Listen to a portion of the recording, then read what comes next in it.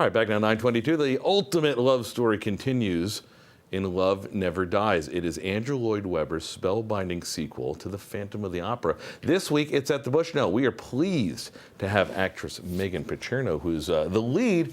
Christine, we say good morning to you. Good morning. I was just learning everything I need to know about Meghan in the last couple of minutes. I'm fascinated, a little scared, I'm not going to lie to you.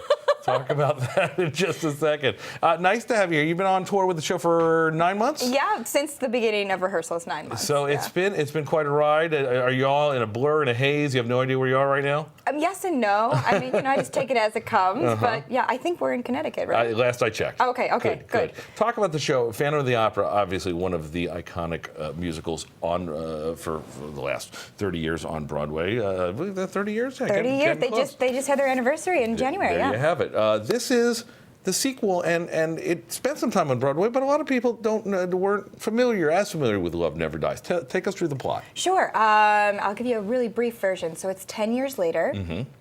Christine is no longer the 17-year-old bright-eyed, bushy-tailed girl that doesn't know what's happening in life, per se. She is 28. She is a world-famous opera diva. Okay. She's married to Raoul, and they have a son, Gustav. Her career is amazing, but the marriage is strained.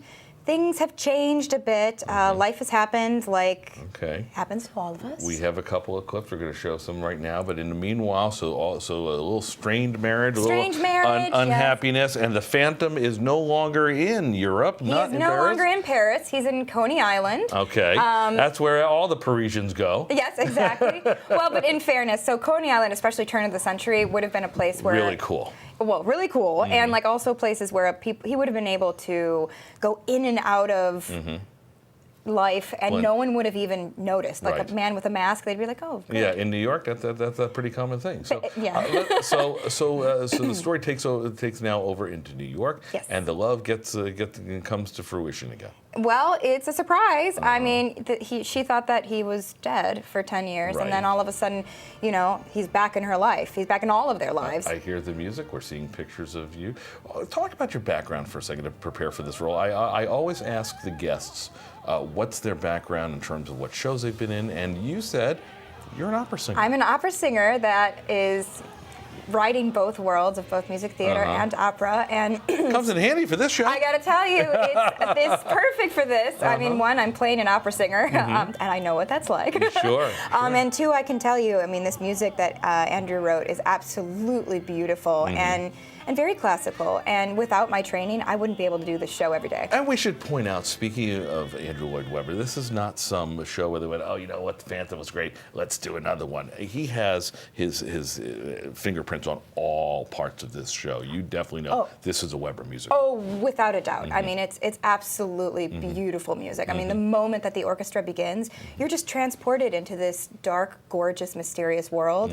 And it's stunning music. It's absolutely beautiful. I still love it every day. And for somebody who sings it 5 nights a week, going on 9 months now, what do audiences take away from this? Oh, well, I can tell you that. So that's my barometer of a show. And literally, I was just talking to this on the car on the way here. Every single market that we've been in, all across America, the audience leaps to their feet.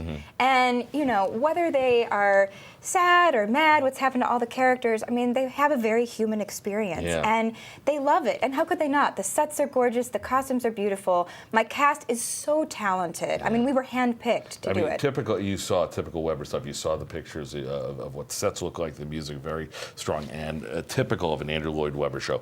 Very passionate. Oh, completely passionate, yes. So, absolutely. Meghan Picerno, continued success for as long as you go on, as long as you keep singing as Christine. You could see her at the Bushnell through Sunday. Tickets are still available at thebushnell.org, or org if you want to call it that too.